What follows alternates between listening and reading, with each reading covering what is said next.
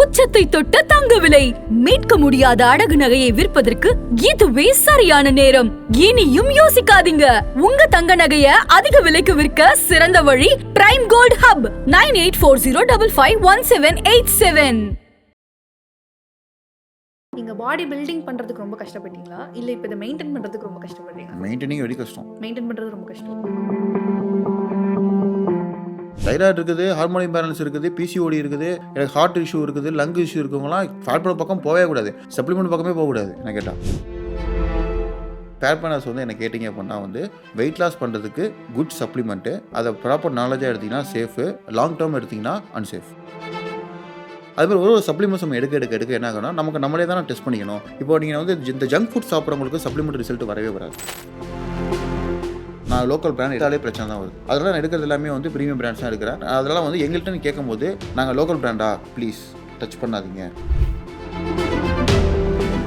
ஆனால் யாரும் பசங்க ரிசல்ட்டை நோக்கி இன்ன வரைக்கும் சப்ளிமெண்ட்ஸ் எடுக்கவே கிடையாது. ஃப்ளேவருக்கு அடிக்ட் ஆகி தான் எடுக்கிறாங்க. கரெக்டாக ரிசல்ட்டுக்காக எடுக்கிறாங்களா? இல்லை, ஃப்ளேவர் தான். நீங்கள் அன்ஃப்ளேவர் கொடுத்து பாருங்கள், சப்ளிமெண்ட்டை வாங்கவே மாட்டாங்க.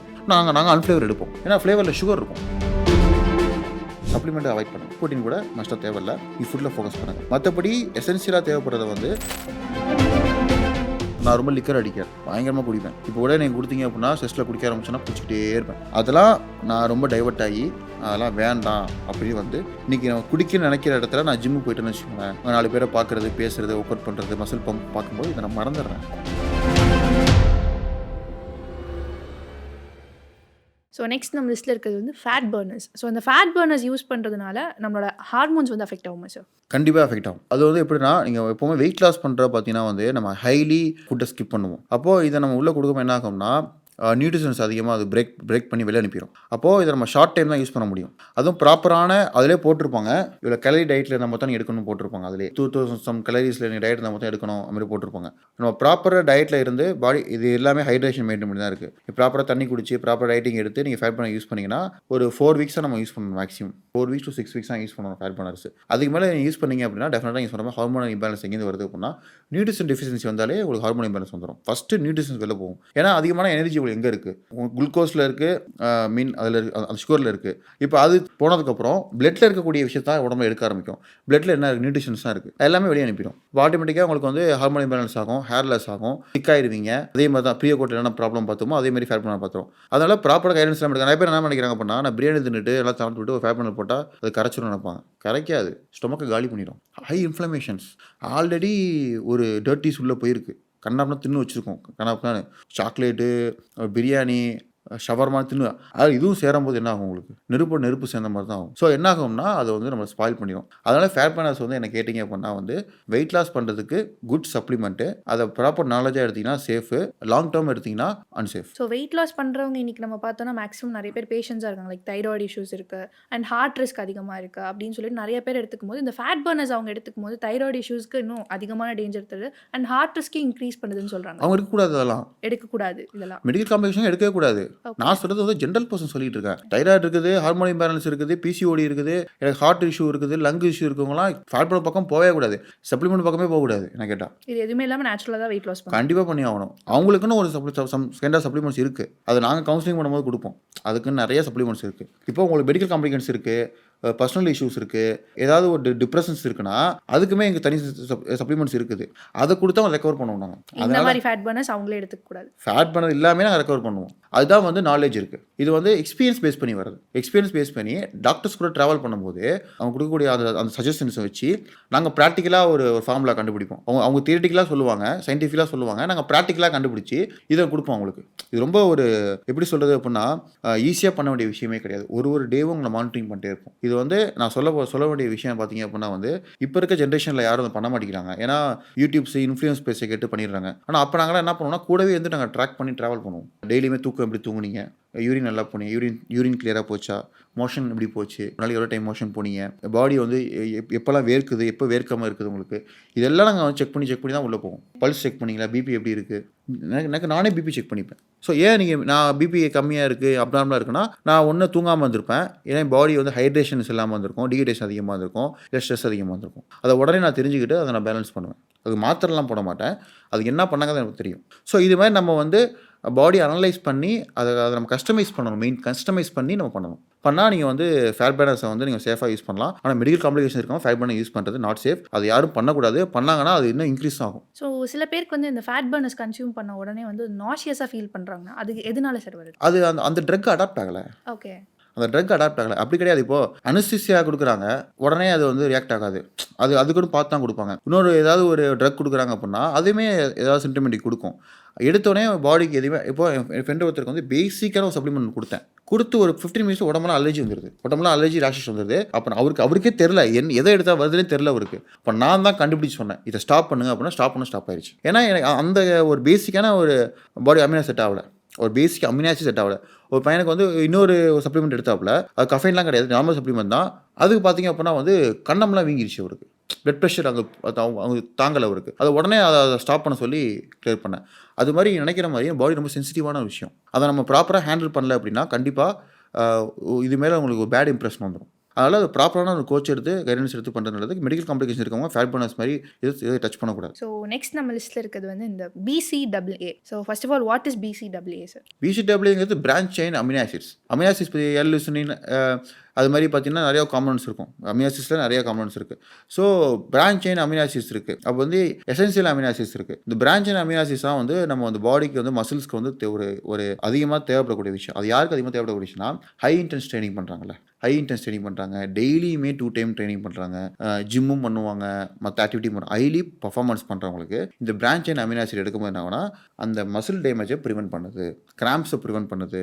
அப்படின்னு எடுக்கலாம். லைட்டாக ட்ரைனிங் பண்ணவங்களுக்கு BCAA தேவை கிடையாது. ஸோ BCAAயோட மேஜர் ஒர்க் பார்த்தீங்கன்னா வந்து மசிலை வந்து ப்ரிவென்ட் பண்ணி மசிலை வந்து க்ரோ பண்ணுறதுக்கும் மசிலை இம்ப்ரூவ் பண்ணுறதுக்கும் அந்த BCAA தேவைப்படுது. மற்றபடி BCAAனால வந்து உங்களுக்கு வந்து பார்த்தீங்கன்னா வந்து ஹை எனர்ஜி கிடைக்குது அப்படிலாம் அது சுகர் தான் கொடுக்குமே தவிர BCAA வந்து ஹை எனர்ஜி கொடுக்காது. ஹை எனர்ஜிக்கு எப்படி ஃபீல் பண்ணுவீங்க அப்படின்னா இன்ஸ்டண்ட்டாக மசில் ரெக்கவரி ஆகுதுன்னா பர்ஃபார்மன்ஸ் நல்லா பண்ணுவீங்கல்ல, அதுதான் BCAA கொடுக்குது. ஸோ ப்ரிவென்டிங் மசிலை ப்ரிவென்ட் பண்ணும், அவ்வளோதான். ஸோ இவ்வளோ நேரம் நம்ம இந்த சப்ளிமெண்ட்ஸ் பற்றி பேசிகிட்டு இருந்தோம். இதில் நீங்கள் சொன்னதில் வந்து நிறைய பேருக்கு இந்த ஃபுட் சயின்ஸும் ஒழுங்காக தெரிய மாட்டேங்குது, அந்த சப்ளிமெண்ட்டுக்குள்ளே என்ன இருக்குன்னு தெரிய மாட்டேங்குது. ஸோ நீங்கள் எப்படி சார் இதெல்லாம் எதுக்கு இதுதான் தேவை, நம்ம பாடிக்கு இதெல்லாம் தேவை அப்படின்றது நீங்கள் எப்படி சார் கண்டுபிடிச்சிங்க? சிம்டமெட்டிக் தான். இப்போ நான் வந்து நீங்கள் சொன்னேன், இப்போ வந்து BCAA பார்த்தீங்கன்னா வந்து மசில் டேமேஜ் ப்ரிவென்ட்காக யூஸ் ஆகும் சொன்னேன். அது மாதிரி நம்ம உடம்புல வந்து பார்த்தீங்கன்னா வந்து ஒரு ஸ்டேஜுக்கு அப்புறம் நான் ப்ரீ ஒர்க் எடுத்துகிட்டே இருந்தேன். நல்லா அந்த பாடி சிங்க் ஆயிடுச்சு. அப்போ பார்த்தா எனக்கு வந்து பாடிக்கு வந்து ஹைட்ரேஷன்ஸ் தேவைப்படுதுங்கிறத தெரிஞ்சுக்கிட்டேன். அப்போ கிரியேட்டின் எடுக்கிறப்போ வந்து மசில் நல்லா நல்லா பல்கியாக தெரிஞ்சுது. ஆனால் பார்த்தா வாட்டர் இன்டென்ஷன் அதிகமாக இருந்தது. அது மாதிரி ஒரு சப்ளிமெண்ட்ஸ் நம்ம எடுக்க என்ன ஆகுனா நமக்கு நம்மளே தான் டெஸ்ட் பண்ணிக்கணும். இப்போ நீங்கள் வந்து இந்த ஜங்க் ஃபுட் சாப்பிட்றவங்களுக்கு சப்ளிமெண்ட் ரிசல்ட் வரவே வராது.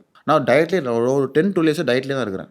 டயட் எல்லாமே ஸ்டீம்டு ஃபுட்டு, மைல்டான கீஎம்ஐ ஆட் பண்ண ஃபுட்டு, இதுமாதிரி ரொம்ப நான் வந்து செலக்டிவான ஃபுட் சாப்பிடுவேன். ஃப்ரை ஐட்டம் சாப்பிட மாட்டேன். அப்போ அந்த சப்ளிமெண்ட் வந்து எனக்கு வந்து ஈஸியாக எனக்கு பாடிக்கு வந்து அடாப்ட் ஆகுது, ரிப்ளை கொடுக்குது. நான் உள்ளே போகிறேன், நான் என்ன வேலை செய்கிறேங்கிறத உடனே நான் சொல்கிறேன். இப்போ அப்படி தான். இப்போ நீங்கள் ஒரு இடத்துக்குள்ளே போகிறீங்க, போயிட்டு வெளிலதுக்கப்புறம் தான் தெரியுது அங்கே வந்து டெம்பரேச்சர் எப்படி இருக்குது, வெதர் எப்படி இருக்குன்னு சொல்கிறீங்க.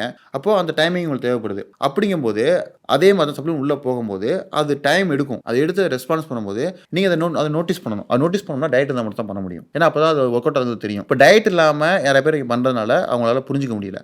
நான் வந்து ஒரு சப்ளிமெண்ட்ஸும் ஒரு டயட்டும் எடுக்க எனக்கு நானே கற்றுக்கிட்டது தான். வே எடுத்தால் என்ன ஆகும், வேற டைப்ஸ் இருக்குது. நான் ரொம்ப சஃபர் ஆகியிருக்கேன். சொல்லுவாங்க வே எடுத்துகிட்டு கான்ஸ்டிபேஷன் ஆகிட்டு சரியான பெயின் எனக்கு. நான் ஒரு பிராண்ட் யூஸ் பண்ணிட்டேன். என்னால் வந்து என்னால் வருதுன்னு தெரியவே இல்லை. அப்புறமேலு நான் ஒரு ஆர்டிக்கல் படிக்கும்போது வே புரோட்டீனோட கான்ஸ்டிபேஷன் வரும், அதில் மால்டோடெக்ஸ்டின் நிறையா ப்ரிசர்வேட்டிவ்ஸ் ஆர்டிஃபிஷியல் ஃப்ளேவர்ஸ் ஆட் பண்ணுறாங்க. அதெல்லாம் வந்து அமினோ ஸ்பைக்ஸில் கூட ஆட் பண்ணுறாங்க வே புரோட்டீனில். அமினோ ஸ்பைக்ஸ் என்னன்னா நீங்கள் வந்து சீப்பஸ்ட்டான ஒரு வே வந்து காம்பன்சேட் பண்ணலாம் அமினோ ஆசிட் பண்ணி. அப்போ வேயோட இது கம்மியாயிடும். அப்புறம் சுகர் நிறைய ஆட் பண்ணுறாங்க. இது மாதிரி நிறைய விஷயத்த பண்ணும்போது என்ன ஆகும்னா நம்ம பாடி பியூராக இருக்கும்போது அது என்ன பண்ணுதுன்னா உங்களுக்கு போயிட்டு வந்து கட்டை வந்து ஸ்பாயில் பண்ணுது. அப்போ எனக்கு கான்ஸ்டிபேஷன் ஆகிடுச்சு. எனக்கு நான் ரொம்ப கஷ்டப்படுறேன். அப்புறமேலு ஒரு ப்ரீமியம் பிராண்டை சூஸ் பண்ணி நான் சாப்பிட்றேன். சாப்பிட்டு 2 டேஸில் சரியாயிடுச்சு எனக்கு. ஸோ எந்த பிராண்ட் சூஸ் பண்ணுறோன்னு இட்ஸ் வெரி இம்பார்ட்டன்ட். நான் எடுக்கிற பிராண்ட் நான் சொல்கிறேன், Dymatize, optimum nutrition it's a best brand. Some brands இது மாதிரி இருக்குது. நான் எடுத்ததெல்லாம் சொல்கிறேன். அப்புறம் சான், இதெல்லாம் நான் 10 இயர்ஸாக இருக்கிறேன். அப்படிங்கும்போது வே வந்து எனக்கு இம்பார்ட்டன்ட் பார்ட்டாக இருக்குது எனக்கு என்னோட கெரியர்லேயே. அப்படி மற்றவங்களுக்கு 1000 சொல்லலாம். ஹெல்த்தில் ஒரு பார்ட்டாக இருக்குது. அப்படிங்கும்போது நான் எடுக்கிற பிராண்ட்ஸ் தான் இதுதான். நான் லோக்கல் பிராண்ட் எடுத்தாலே பிரச்சனை தான் வருது. அதெல்லாம் நான் எடுக்கிறது எல்லாமே வந்து ப்ரீமியம் பிராண்ட்ஸ் தான் எடுக்கிறேன். அதெல்லாம் வந்து எங்கள்கிட்ட நீ கேட்கும்போது நாங்கள் லோக்கல் பிராண்டா ப்ளீஸ் டச் பண்ணாதீங்க. நான் சஃபர் ஆகிட்டேன், நான் பெயினை அனுபவிச்சிட்டேன்.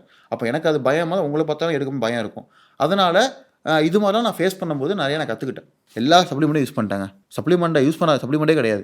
நிறைய பேர் பாதி சப்ளிமெண்ட் யூஸ் பண்ணதே கிடையாது பாதி பேர் இங்கே. ஏன்னா அவங்களுக்கு வந்து மார்க்கெட்டிங்கை வந்து டெவலப் பண்ணுறதுக்காக அவங்க எது ப்ராஃபிட் அதிகமாக இருக்குமோ அதை நோக்கி பசங்களுக்கு ட்ராவல் பண்ணிட்டாங்க. ஆனால் யாரும் பசங்க ரிசல்ட்டை நோக்கி இன்ன வரைக்கும் சப்ளிமெண்ட்ஸ் எடுக்கவே கிடையாது. ஃப்ளேவருக்கு அடிக்ட் ஆகி தான் எடுக்கிறாங்க. கரெக்டாக ரிசல்ட்டுக்காக எடுக்கிறாங்களா? எல்லாம் ஃப்ளேவர் தான். நீங்கள் அன்ஃப்ளேவர் கொடுத்து பாருங்கள், சப்ளிமெண்ட்டை வாங்கவே மாட்டாங்க. நாங்கள் அன்ஃப்ளேவர் எடுப்போம். ஏன்னா ஃப்ளேவரில் சுகர் இருக்கும்.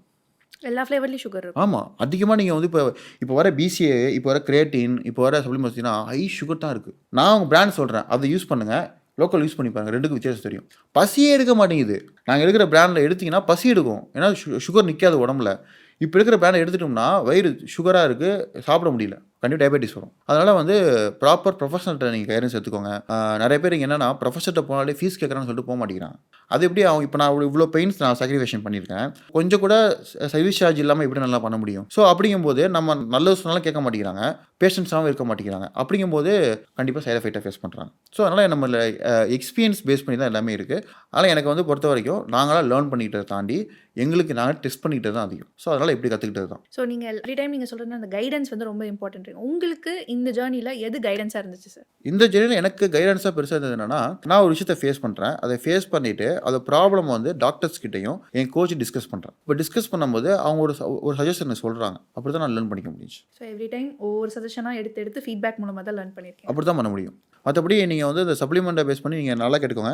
லீ ஹேனி அப்படின்னு ஒரு 8 டைம் மிஷோல் பாடி பில்டர் இருக்காரு. அவர் என்ன சொல்கிறாரு அப்படின்னா, சப்ளிமெண்ட்டை அவாய்ட் பண்ணுங்க, ப்ரோட்டீன் கூட நஷ்டம் தேவையில்லை, நீ ஃபுட்டில் ஃபோக்கஸ் பண்ணுங்க. மற்றபடி எசென்சியலாக தேவைப்படுறத வந்து அந்த ஹை இன்டென்ஸ் ஆஃப் ட்ரைனிங் பண்ண மட்டும் எடுங்க. ஆனால் உங்கள் உடம்பு இன்ஃப்ளமேஷன் இருக்குது, எடுக்க வேண்டிய ஒரே விஷயம் என்ன சொல்கிறாரு அப்படின்னா, ஃபுட்டில் ஃபோக்கஸ் பண்ணுங்கள். ஃப்ரூட்ஸை மெயினாக எடுங்க. பைனாப்பிள் வந்து உடம்புல ஹைலி இன்ஃப்ளமேஷன்ஸை வந்து கண்ட்ரோல் பண்ணும். பைனாப்பிள், லெமன் வந்து ஆல்கனின் ஒன்று இருக்குது. உடம்புல இருக்க நிறையா பிரச்சனை சரி பண்ணக்கூடிய தன்மைக்கு விட்டமின் சிக்கு இருக்குது. அதுதான் ஆல்கனின் அதில் இருக்குது. விட்டமின் சி யாரும் ஃபோக்கஸ் பண்ண மாட்டேங்கிறாங்க. இது மேஜராக திங்ஸை ஃபோக்கஸ் பண்ணாமல் எப்படி நீங்கள் ரிசல்ட்டை கொண்டு வர முடியுங்க? சப்ளிமெண்ட்ஸ் மட்டும் ஃபோக்கஸ் பண்ணுறாங்க. முடியவே முடியாது. டெய்லி பைனாப்பிள் ஆட் பண்ணணும், பப்பாயா ஆட் பண்ணணும், கீரை ஆட் பண்ணிக்கணும், ஸ்பினாச் ஆட் பண்ணிக்கணும். அப்புறம் வந்து கண்டிப்பாக வெஜிடபிள்ஸ் இருக்கணும். நீ வெஜிடபிள்ஸ் சாப்பிட்றீங்க, நீ டயட் நீ வெஜிடபிள்ஸ் சாப்பிட்றீங்களா? ஏன் சாப்பிட முடிய மாட்டேங்குது? டேஸ்ட்டுக்கு அடிக்ட் ஆகுறீங்க. அப்போது இதெல்லாம் நீங்கள் இல்லாமல் எப்படி சப்ளிமெண்ட் நீங்கள் போக முடியும்? ஃபுட்டை நீங்கள் கரெக்ட் பண்ணாலே சப்ளிமெண்ட்ஸ் தேவைப்படும், அதிகமாக தேவைப்படாது. ஸோ நான் என்ன சொல்கிறேன் வரேன் அப்படின்னா, எப்போவுமே வந்து ஒரு ஃபுட்லேருந்து ஃபஸ்ட்டு எக்ஸ்பீரியன்ஸை லேர்ன் பண்ணுங்கள், அப்புறம் சப்ளிமெண்ட்டை கொடுங்க. இதை நீங்கள் பண்ணலன்னா என்ன நடக்கும் அப்படின்னா, லாங் டேர்ம் ஜேர்னி போகவே முடியாது. கண்டிப்பாக உங்களுக்கு வந்து நீங்கள் சொன்ன மாதிரி டெஸ்டோஸ்டெரான்ஸ் வந்து செக்ரேஷன்ஸ் வந்து டேமேஜ் ஆகும். சப்ளிமெண்ட் எடுத்து கண்டிப்பாக டேமேஜ் ஆகும். ஸோ இதில் நான் என்ன சொல்ல வரேன் அப்படின்னா, நீங்கள் அதிகமாக பிலீவ் பண்ண வேண்டிய ஒரே விஷயம் வந்து ஃபுட், அப்புறம் வந்து ட்ரைனிங், அப்புறம் உங்களோட டெஃபிஷியன்சியை வச்சு சப்ளிமெண்ட். உங்களுக்கு புரிஞ்சா? இதை நீங்கள் பேஸ் பண்ணி போனால் பெட்டர். ஸோ நான் என்னோட எக்ஸ்பீரியன்ஸை நான் உங்களுக்கு ஷேர் பண்ண முடியும். இப்போ நாளைக்கு நான் ஷேர் பண்ணாமல் கூட இருக்கலாம். ஆனால் நம்ம கற்றுக்கிட்டோம், ஒரு பெயின் நம்ம ஃபேஸ் பண்ணிட்டோம், அது பீப்புளுக்கு நம்ம சொல்லணும்னு நினைக்கிறோம். அவ்வளோதான். ஸோ இதுதான். இப்போ நாளைக்கு நான் இப்போ உங்களுக்கு சொல்கிறேன், நீங்கள் உங்கள் ஜேர்னி ஆரம்பிக்கிறீங்க. நீங்கள் ஒரு 2 இயர்ஸ்க்கு அப்புறம் நீங்கள் ஒரு பர்ஃபெக்டாக ஒரு ஃபிசிக் கொண்டு வந்துடுவீங்க. அப்போது நீங்கள் இருந்த நாலேஜுக்கும் அப்போ இருந்த நாலேஜுக்கும் நீங்கள் கிட்டே உங்ககிட்ட வர முடியாது. நீங்கள் பேசவே மாட்டீங்க. ஏன் பேச மாட்டீங்க அப்படின்னா நம்ப மாட்டாங்க. அப்போது அந்த ப்ராக்டிக்கல் கிடைக்கிற நாலேஜ் எக்ஸ்பீரியன்ஸும் உங்களுக்கு அந்த சயின்ஸும் அந்த தியரிட்டிக்கலும் சொல்லிக் கொடுக்காது. அதெல்லாம் நீங்கள் நம்ம ஒரு விஷயத்தை நம்ம ட்ரை பண்ணணும். அதில் வர அவுட்டை வச்சு நீங்கள் வந்து உங்களை நீங்களே சரி பண்ணிக்கணும். இதை தவறி வேறு எந்த இதுவே கிடையாது. ஸோ ப்ராக்டிக்கல் நாலேஜ் மட்டும் தான். ஸோ நீங்கள் இப்போ ஒரு பாடி பில்டராக இருக்கீங்களா சார்? நீங்கள் பாடி பில்டிங் பண்ணுறதுக்கு ரொம்ப கஷ்டப்பட்டீங்களா, இல்லை இப்போ இதை மெயின்டைன் பண்ணுறதுக்கு ரொம்ப கஷ்டப்படுறீங்களா? மெயின்டைனிங் வெரி கஷ்டம். மெயின்டைன் பண்ணுறது ரொம்ப கஷ்டம். ரொம்ப கஷ்டம். நான் ஏன் சொல்கிறேன் அப்படின்னா, இந்த பாடியை மெயின்டைன் பண்ணும்போது நிறைய உடம்புல வந்து மாற்றம் ஏற்படும், சேஞ்சஸ் ஏற்படும். நியூட்ரிஷன்ஸ் டிஃபிஷியன்சியாக இருக்கலாம், எல்ஆர்எஸ் ப்ராப்ளமாக இருக்கலாம், மசில் இன்ஜுரியாக இருக்கலாம், நிறையா இருக்கலாம். ஆனால் அதை ப்ரிவென்ட் பண்ணுறதுக்குமே நான் கொடுத்தாகணும். இப்போ நார்மலாக நீங்கள் வேலை செய்கிறீங்க அப்படின்னா ஜென்ரலாக வீட்டில் சாப்பிட்டுட்டு இருந்துருவீங்க. நான் இதுக்குன்னே சாப்பிடணும், என் ஃபுட்டு ரொம்ப எக்ஸ்பென்ஸ் அதிகம், மெஷர் பண்ணி சாப்பிடணும். ஏன்னா இதுக்கு நான் ஆசைப்பட்டுட்டேன், என் உடம்பை கொண்டு வந்துட்டேன், அதை நான் மெயின்டைன் பண்ணி ஆகணும். சிம்பிள். நான் ஒரு பென்ஸ் கார் வாங்குறேன், அதை வாங்கி நிப்பாட்டி வச்சாலும் மெயின்டைன் பண்ணி ஆகணும், ஓட்டினாலும் மெயின்டைன் பண்ணி ஆகணும். அது சர்வீஸ் சார்ஜ் அதிகம், மெயின்டெனன்ஸ் சார்ஜும் அதிகம். அவ்வளோதான். இந்த லக்ஸுரி திங்க் நான் ஆசைப்பட்டுட்டேன். அப்போது மெயின்டைன் பண்ணுறது அஃப்கோர்ஸ் ரொம்ப கஷ்டம். ஸோ பாடி பில்டிங் ஏன் இவ்வளோ எக்ஸ்பென்சிவாக இருக்குது? அதான் சொன்னேன், ஒரு நாளைக்கு நீங்கள் வந்து 300 கிராம் 250 கிராம் ப்ரோட்டீன் ஃபோக்கஸ் பண்ணணும். நான் சொன்ன மாதிரி ஃப்ரூட்ஸ் ஒரு நாளைக்கு சாப்பிட்ணும், வெஜ்ஜீஸ் எடுத்துக்கணும், சப்ளிமெண்டேஷன்ஸ் எடுத்துக்கணும். அப்போ நீங்களும் நினச்சி பாருங்கள், அதுவே ஒரு நாளைக்கு 1500 ருபீஸ் 1000 ருபீஸ்ட்டு வந்துடுது. நீங்கள் என்னைக்காவது நினச்சிருக்கீங்களா சார், ஒரு பிரேக் எடுத்துக்கணும், ஒரு 1 மந்த் ஜிம் போவேனா, ஒரு 1 மந்த் நம்ம இப்போ எப்படி சீட் டேஸ் சீட் மீல்ஸ்லாம் எடுத்துக்கணும், என்னைக்காவது ஒரு நாளாச்சும் சீட் டே இருக்கணும்னு நினச்சிருக்கீங்களா? ஸ்ட்ரெஸ் ஆகிடுது சீட் டே எடுத்தாவா? ஆமாம். ஓகே. ஏன்னா இவ்வளோ நாளாக கஷ்டப்பட்டு உடம்பு பியூராக ரெடி பண்ணிட்டோம். நான் டயட் எடுக்காமல் வெளியே ஃபுட்டு சாப்பிட்னா டைஜஸ்ட் ஆக மாட்டேங்குது. ரெண்டாவது வந்து எனக்கு ஜிம்மு தான் மிகப்பெரிய ஒரு பார்ட்டாக லைஃப்பில் அமைஞ்சிருச்சு. அது எப்படி இருக்குன்னா, என் உடம்புல இருக்க கொஞ்ச நாள் காலை கழட்டி வச்சுருங்கிற மாதிரி இருக்குது, கொஞ்ச நாளைக்கு இந்த கையை கழட்டி வச்சுட்டு கொஞ்சம் ஃப்ரீயாக இருங்கிற மாதிரி இருக்குது. ஏன்னா அந்த வலி எங்களுக்கு பிடிச்சிருக்கு. நீங்கள் சொல்கிற மாதிரி நீ நிறைய டிப்ரெஷன், நிறைய ஸ்ட்ரெஸ் இருக்குது, நிறைய எமோஷனலி, ஃபினான்ஷியலி, மென்டலி எல்லாமே நான் ஃபேஸ் பண்ணுறேன். என்னை ரெக்கவர் பண்ணுறது ஒரு திங் பார்த்தீங்கன்னா ஜிம் தான். நான் ரொம்ப லிக்கர் அடிக்கிறேன், பயங்கரமாக குடிப்பேன். இப்போ கூட நீங்கள் கொடுத்தீங்க அப்படின்னா ஸ்ட்ரெஸ்ஸில் குடிக்க ஆரம்பிச்சேன்னா குடிச்சிக்கிட்டே இருப்பேன். அதெல்லாம் நான் ரொம்ப டைவர்ட் ஆகி அதெல்லாம் வேண்டாம் அப்படின்னு வந்து இன்றைக்கி நம்ம குடிக்கணும்னு நினைக்கிற இடத்துல நான் ஜிம்முக்கு போயிட்டேன்னு வச்சுக்கோங்களேன், அங்கே 4 பேரை பார்க்குறது, பேசுகிறது, ஒர்க் அவுட் பண்ணுறது, மசில் பம்ப் பார்க்கும்போது இதை நான் மறந்துடுறேன். எனக்கு அது ஒரு நியூ செல்ஸை உடம்புல கொடுக்குது. செல்ஸ் மீன் என்னன்னா, நீ திங்க் பண்ணுறது கூட ஒரு செல்லாக தான் உடம்புல வேலை செய்யுது பிரெயினில்.